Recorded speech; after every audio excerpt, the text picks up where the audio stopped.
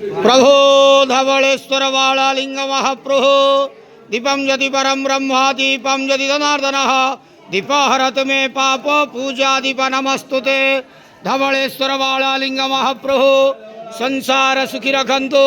आज पवित्र मार्गशीर मास प्रतिपदा तिथि शुभ शनिवार रे शुभ संक्रांति रे समस्त श्रद्धालु भक्त मान को आशीर्वाद करंतु, मनस्कामना पूर्ण करंतु, कर्म क्षेत्र उन्नति करंतु, ग्रह निष्ठमान खंडन करंतु, जगतर मंगल करंतु, विश्वर कल्याण करंतु, आपणकर नाम विख्यात करंतु, सेवकर डाक श्रवण करंतु।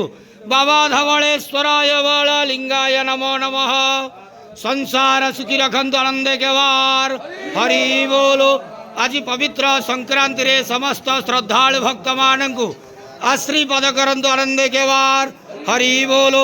ओम नमः शिवाय। बाबा बालालिंगाय धवलेश्वराय नमो नमः।